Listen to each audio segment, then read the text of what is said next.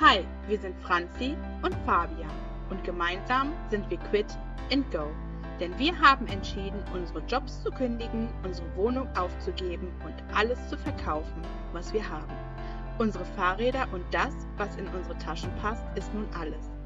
Damit wollen wir gemeinsam die Welt bereisen. Und dich nehmen wir gerne dabei mit.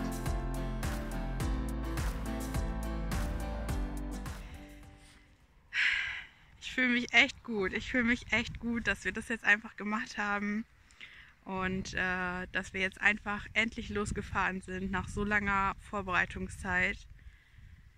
Das ist gerade ein richtig, richtig geiles Gefühl, einfach zu wissen, da ist jetzt irgendwie der Weg und wir fahren jetzt einfach.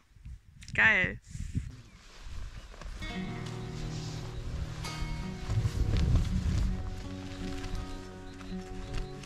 Fabian, du siehst aus wie jemand, der Patrouille läuft.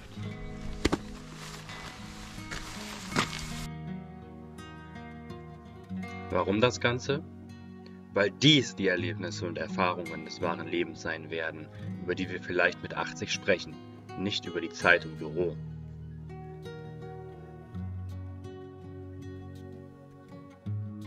Ja, wir haben uns leider für die falsche Seite des Kanals entschieden.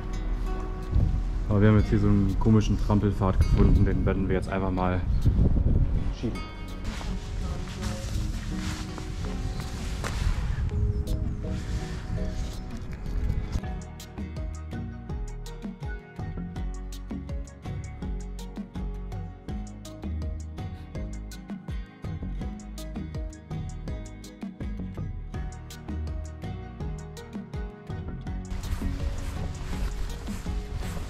Wir sind gerade mal 9 Kilometer gefahren. Ja. Ups.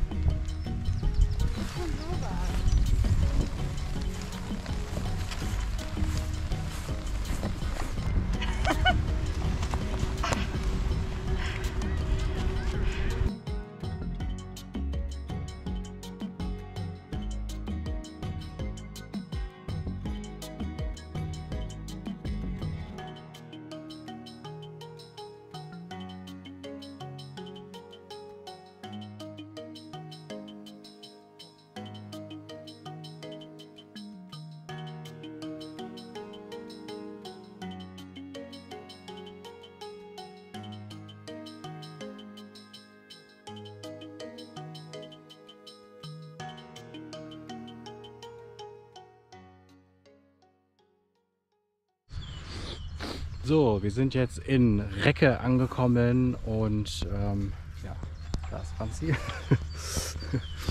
Und wir sind auf dem Friedhof und haben uns... es kommt auf jeden Fall Wasser raus, also wir werden auf jeden Fall Wasser bekommen. Danach gehen wir einkaufen und dann suchen wir uns unseren ersten Schlafplatz, denke ich mal, ne? Ja, wir brauchen Kaffee. Kaffee, ja genau. Und Kaffee und Gemüse für unsere abendliche Reispfanne, die wir heute schon geplant haben. Reis mit Scheiß, ich freue mich schon drauf.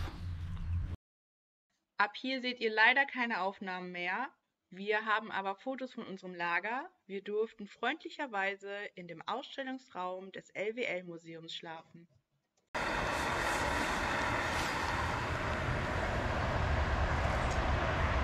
Der erste Kaffee ist fertig.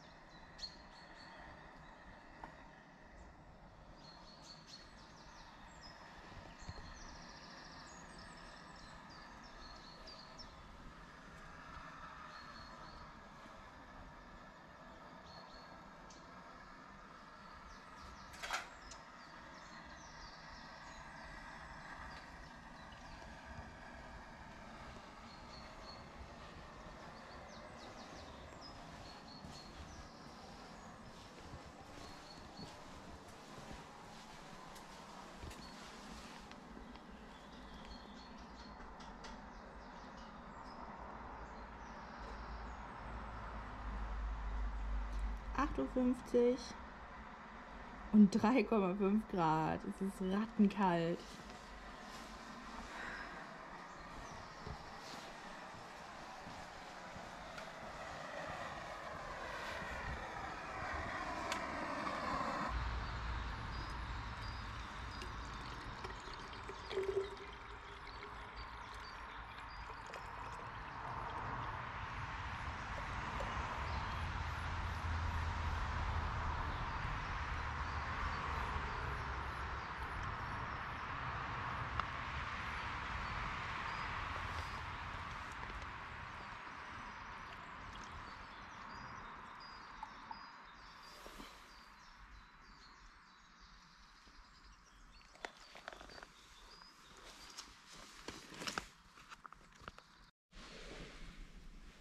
So, wir sind abfahrbereit, wie man unschwer erkennen kann.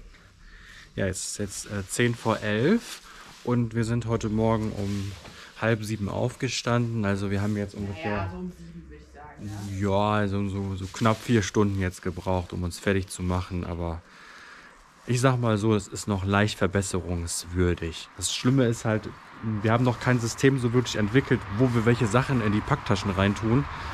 Und man sucht sich dann immer einen Ast ab.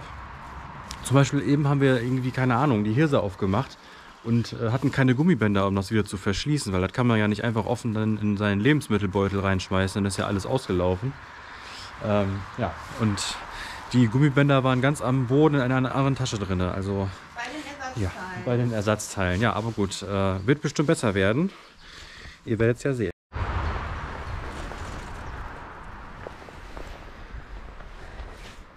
Wir sind tatsächlich gepackt, aber jetzt ist nochmal ein Problem aufgetaucht. Fabian, möchtest du das selber erzählen, was passiert ist? Was du jetzt noch erledigen musst? Es gibt keine Probleme. Ich habe nichts zu sagen. Okay, dann erzähle ich euch das. Fabian hat gerade gemerkt, als er sich aufs Fahrrad setzen wollte, dass seine gepolsterte Radunterhose wohl falsch rum angezogen wurde und er also die Poppelspolsterung vorne hat. Das wird er jetzt gleich nochmal umziehen. Und jetzt gerade wird nochmal die erste Handhupe hier richtig dran gemacht. Und dann so in 1-2 Stunden können wir dann vielleicht endlich mal losfahren. Aber wir stressen uns halt nicht. Es ist alles in Ordnung. Wenn wir so lange brauchen, dann brauchen wir halt so lange. So, da läuft er und zieht sich nochmal um.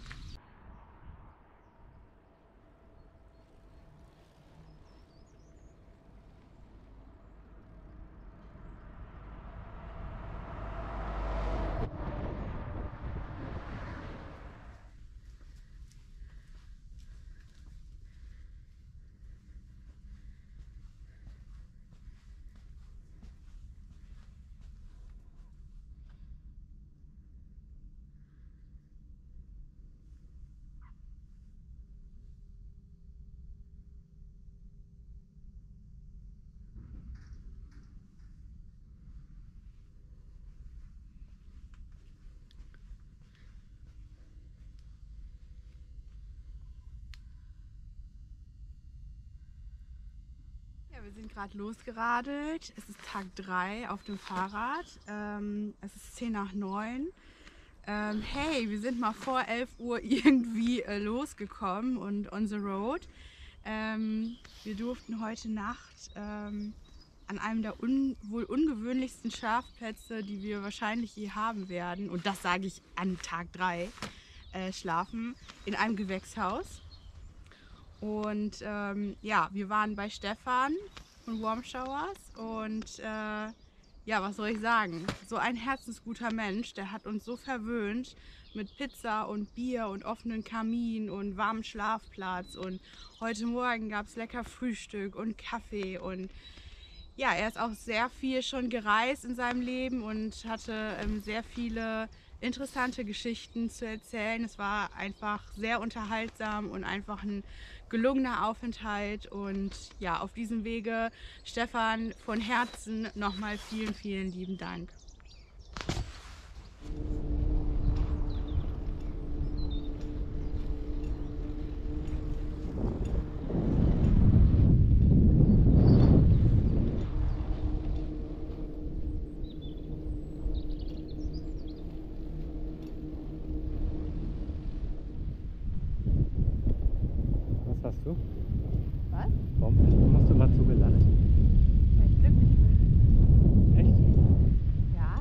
ruft man die an? Für Ihren Impftermin Peter Kinschek in Klammern Partner und beim zweiten Impftermin steht nur noch Peter Kinschek und nicht Partner. Ja, da wirst du schon auch mit, du gehst da mit hin und dann, Ja. wenn du die erste Impfung bekommen hast, dann werden die ja wohl nicht sagen, nee, du kriegst die zweite jetzt nicht. Nee, darum. Ne? Franzis Eltern haben ihren Impftermin. 6117 dann.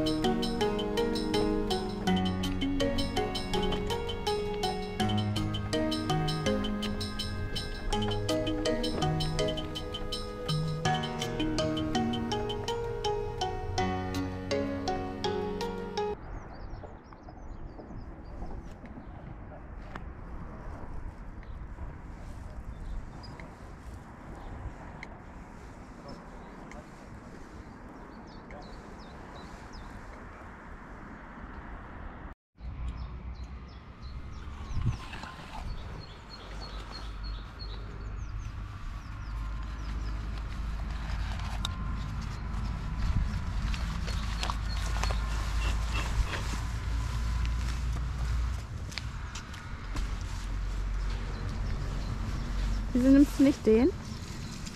Wie mehr rauskommt. Das wollen wir ja mal sehen. Boah! Also, das ist ja wohl der dickste Strahl ever und das ist ein kleines Putzi. Ich hätte gewonnen. Der kleine für die Dame. Hier haben wir einmal 5 Liter.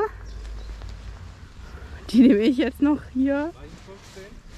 Ja, locker. Ich hätte jetzt vielleicht sogar weniger gesagt. Aber gut. So, den verstaue ich hier gleich irgendwie. Noch ein bisschen besser. Ja, also für welche, die den Tipp vielleicht noch nicht kennen, wenn man Wasser benötigt, dann sollte man eigentlich immer einen Friedhof ansteuern. weil da gibt es natürlich immer Wasser. Und es gibt wohl auch eine App, haben wir uns heute auch runtergeladen mit Wasserstellen. Genau, ich weiß jetzt gerade gar nicht, wie die heißt. Ist dann auch blöd, dass ich euch das jetzt erzählt habe, ne? Vielleicht können wir es einblenden. Und genau, aber man kann auch einfach, wenn man irgendwo ist, ja, viele kleine Orte haben tatsächlich ja auch schon einen Friedhof. Und dann steuert man einfach den Friedhof an und holt sich Wasser, ganz entspannt.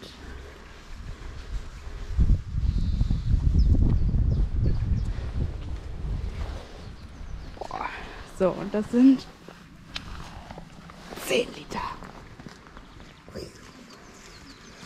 Die kriegt Fabian gleich noch hinten drauf. Jetzt machen wir noch alle unsere Flaschen voll. Und dann düsen wir wieder. Wir haben übrigens gerade mega schönes Wetter. Aber das Wetter ändert sich irgendwie immer von Minute zu Minute fast heute. Aber Regen hatten wir Gott sei Dank noch nicht.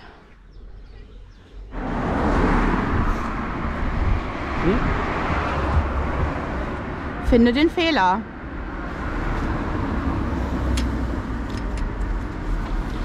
Mir ist eben beim Berghochfahren hier vorne, wollten wieder Richtung Kanal auf die Brücke drauf. Ja, wir haben eben Wasser geholt. Ich habe noch mal 5 Kilo drauf bekommen hinten. Hier diese Wassersäcke, das ist jetzt 10 Kilo, wir haben 5 Kilo bei mir draufgepackt. Und da hat sich hier der Kollege verabschiedet mit dem Gepäck. Das ging dann so. Ich habe schnell Fabian gerufen.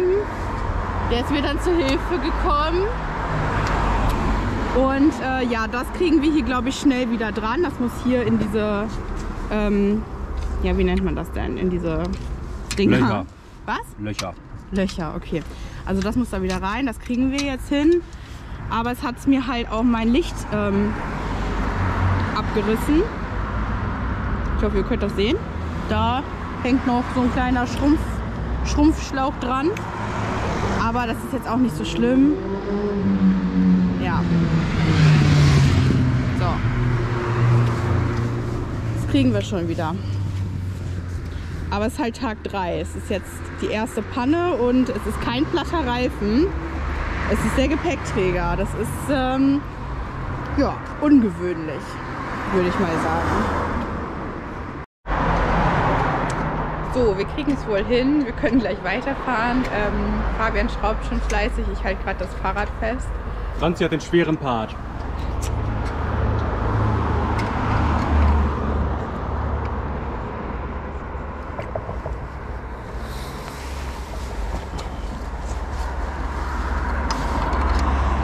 Die Schrauben da unten waren wohl irgendwie nicht richtig festgezogen. Keine Ahnung warum. Ist jetzt auch egal. Ist ja nicht so schlimm. Mit dem Licht müssen wir gleich mal gucken.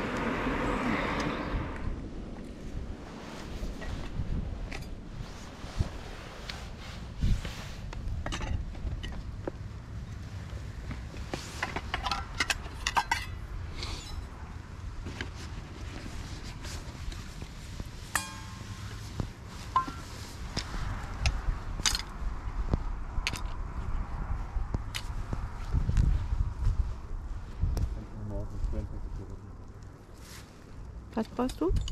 Karotten auf die Zähne. Karöttchen.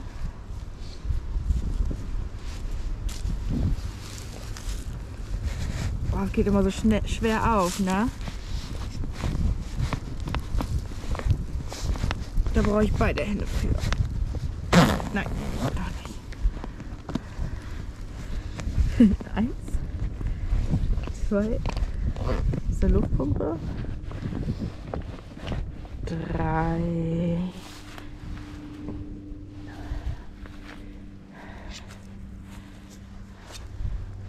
Sollen die auch da rein? Oder schälst du die? Kannst du auch mit waschen, ja. Fabian ist bei uns immer der Kochmeister. Unfreiwillig.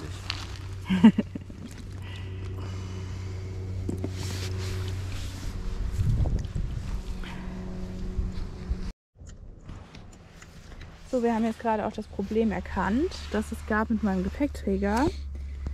Fabian schraubt den jetzt gerade wieder richtig dran. Der muss hier einen 90-Grad-Winkel haben und der war halt viel zu weit mit diesen Strieben hinten festgemacht. Also der fing irgendwie erst hier so an und war dann abschüssig nach hinten. Und deswegen ist er mir wahrscheinlich gestern auch runtergesegelt. Jetzt haben wir uns das ganze Ding nochmal angeguckt und genau, das war halt am Anfang komplett unsere Schuld. Wir waren unbedarft und den Tubus habe ich halt, oder haben wir selber dran gebaut.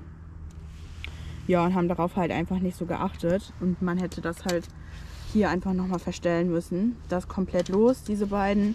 Und diese Schienen oder Stangen weiter reinschieben. Dann hat man einen 90-Grad-Winkel. Ja, das sind so die kleinen Probleme, mit denen wir so, heute ist der Morgen des 4. Tages. Es ist auch jetzt schon 11 Uhr. Wir fangen jetzt das erste Mal an zu filmen, weil der Morgen tatsächlich ein bisschen schwierig war. Das erste Mal haben wir wild gecampt. Ja, und es hat alles sehr lange gedauert. Es waren doch noch mal Minustemperaturen, womit wir nicht gerechnet haben. Aber uns war nicht kalt, aber ich bin heute Morgen irgendwie mit Halsschmerzen aufgewacht. Ja, ich habe kein gutes Immunsystem und ich hoffe, dass ich das jetzt hier während der Reise einfach noch aufbauen kann. Ja, und deswegen war heute Morgen wirklich alles sehr, sehr langsam. Und wir haben auch noch nicht so ein richtiges System mit den Packtaschen und müssen immer alles rumwühlen und müssen da einfach noch mal gucken, was jetzt Sinn macht, zu welchen Sachen gemeinsam zu packen. Ja, da hinter dem Fahrrad stand heute unser Zelt oder seit gestern Abend und ja, aber es ist okay. Es war hier ein ganz schöner Platz.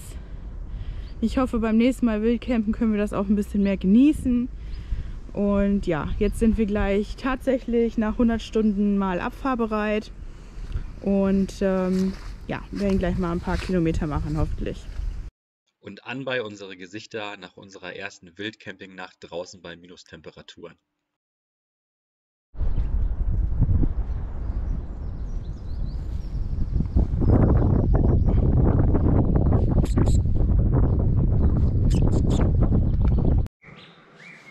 Guten Morgen!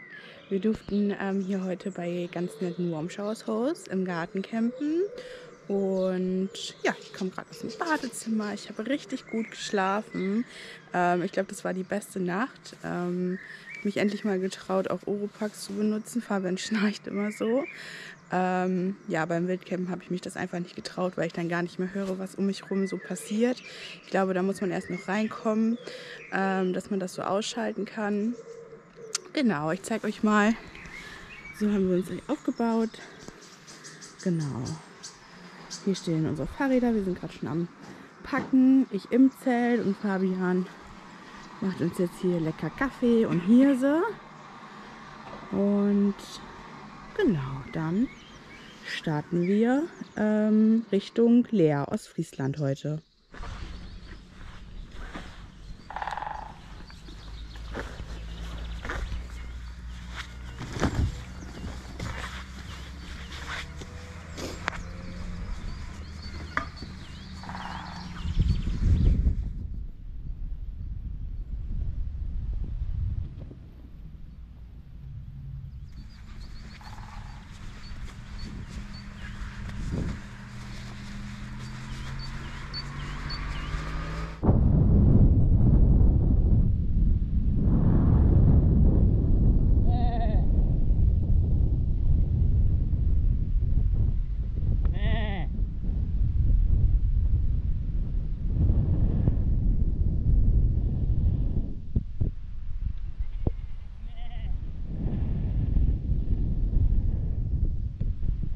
Wie viele Fliegen ich im Auge habe. Ich muss meine Sonnenbrille auspacken. Geht gar nicht. Scheiße.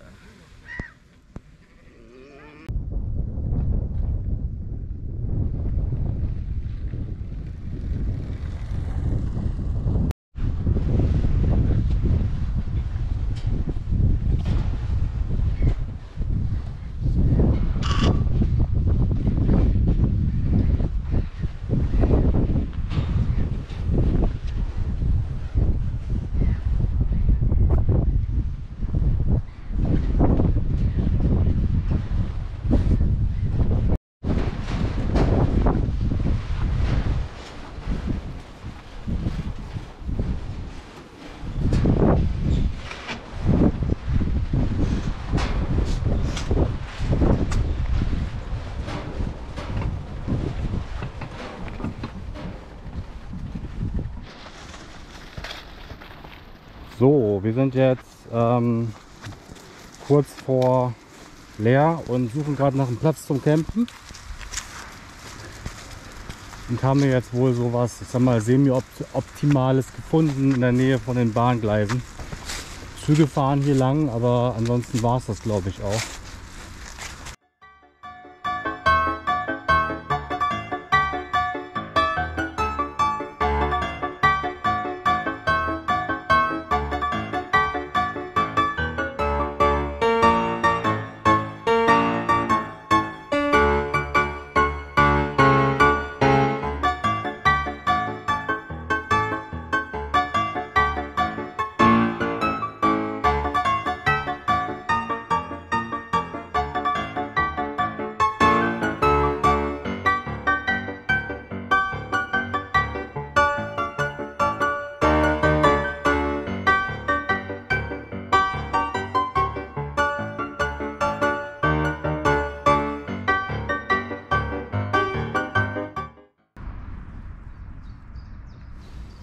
Guten Morgen.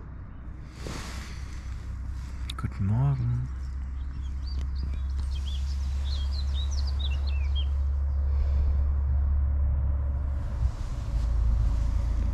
Hast du gut geschlafen?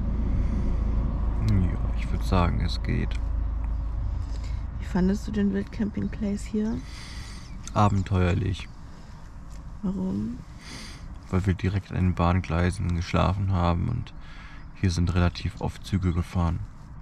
Und einer hat in der Nacht angehalten. Sogar 2.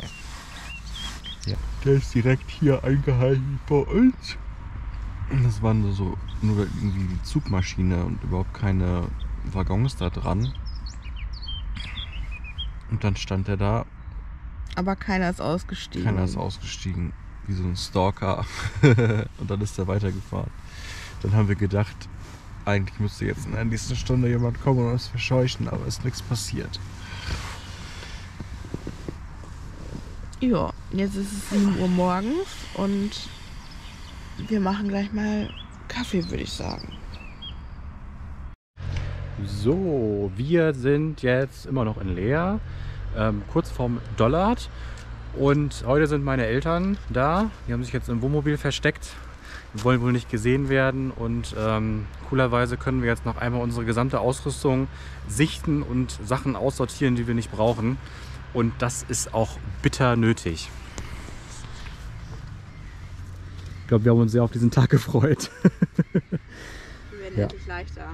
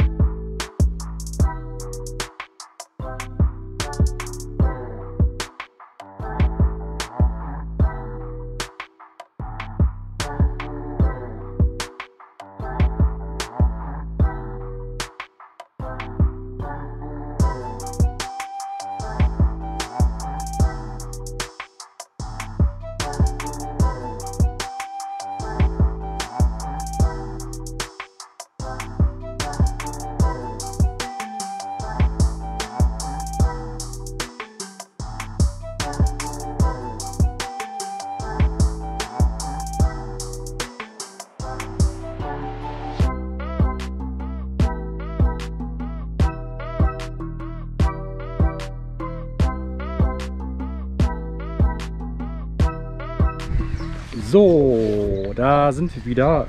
Ja, leider ist gerade dieses Zeitraffer-Video abgebrochen, da unsere Kamera-Akkus leer geworden sind. Und ja, jetzt sind wir wieder hier mit dem fertigen Ergebnis. Das geht alles nach Hause. Wir haben es gerade schon mal gewogen.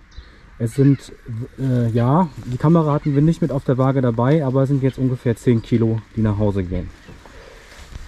Und ich würde mal erklären, was genau das ist. Wir haben uns eine Sony ZV-1 Digitalkamera gekauft und ja, wir haben uns jetzt dazu entschieden, die zum Absender zurückzuschicken, weil wir haben einfach gemerkt, wir sind mit der GoPro Hero 9 sowas von zufrieden von der Videoqualität und mein Handy macht solche guten Bilder. Wir brauchen es einfach nicht und ja, das wiegt allein 1 Kilo, das mit dem Ladegerät und den Ersatzakkus, das ist es uns einfach nicht wert. Die Airsound-Hupe, die brauche ich hier in Europa nicht, die brauche ich vielleicht irgendwo in Bulgarien, wo Hunde sind, oder in anderen Ländern, die kann ich mir nachschicken lassen. Wir haben beide unsere 3 Lagenjacken an, wie man hier sieht, und wir hatten hier noch Ponchos, gehen beide nach Hause, brauchen wir nicht. Thermarest, Verbindungsmatte, brauchen wir auch nicht. Und klamottentechnisch haben wir auch noch mal richtig aussortiert. Ja, die ganzen Sachen braucht man eigentlich nicht. Man kann das alles per Hand waschen. Wenn man alle 2-3 Tage irgendwo zur Übernachtung ist und eingeladen wird, kann man seine Wechselklamotten wunderbar austauschen. So, wir haben insgesamt ja sogar 4 Gesellschaftsspiele dabei gehabt. 3 davon gehen jetzt nach Hause, weil wir bis jetzt noch keinmal Gesellschaftsspiele gespielt haben. Dann sind meine Winterhandschuhe gegen den Regen. Ja, ich habe das Gefühl, es wird jetzt einfach wärmer und deswegen gehen die nach Hause. Wenn es dann mal regen sollte, dann ist das halt so. Wir hatten einen Ersatzfaltmantel dabei. Den können wir uns aber auch jederzeit zuschicken lassen. Das habe ich der Franzi ausgeredet. Der geht auch mit nach Hause. Wiegt jetzt nicht unbedingt so super viel, aber ist halt einfach extrem sperrig und das macht keinen Sinn. So, Primus. Wir werden hier in Europa mit Gas den Primus beheizen. Funktioniert in unseren Augen auch viel besser. Ist super einfach zu reinigen, das Teil. Und die Benzinflasche, die ist befüllt, die geht nach Hause. Brauchen wir nicht. Können wir uns zuschicken lassen, wenn es aus Europa rausgeht. Gut, Handyhülle, bringt nichts. Wir hatten so einen Wasserschlauch, den konnte man mit unserem, ich glaube mit dem Attrack war das, ne? Konnte man das kombinieren, hat aber auch nichts. Brauchen wir nicht. Das ist sinnlos. Ladegeräte. Viele Kabel, Imprägniermittel, Waschmittel haben wir auch doppelt. Wir hatten 10 Spanngurte dabei, jetzt sind es nur noch 7 oder 6. Karabiner, 2 Luftpumpen brauchst du auch nicht. Genau, das wäre es eigentlich so im Großen und Ganzen, wo man jetzt drüber sprechen kann. Das Multitool finde ich jetzt nicht, das zweite, aber davon geht auch eins nach Hause.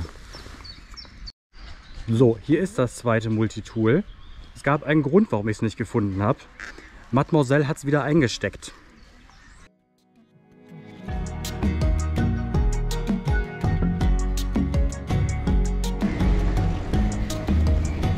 Nordseeküstenradweg. Wenn euch unser Video gefallen hat, dann würden wir uns sehr freuen, wenn ihr uns einen Daumen nach oben da lasst und unseren Kanal abonniert. Schaut doch auch einfach mal auf Instagram oder Facebook vorbei. Dort findet ihr täglich neue Updates von unserer Reise.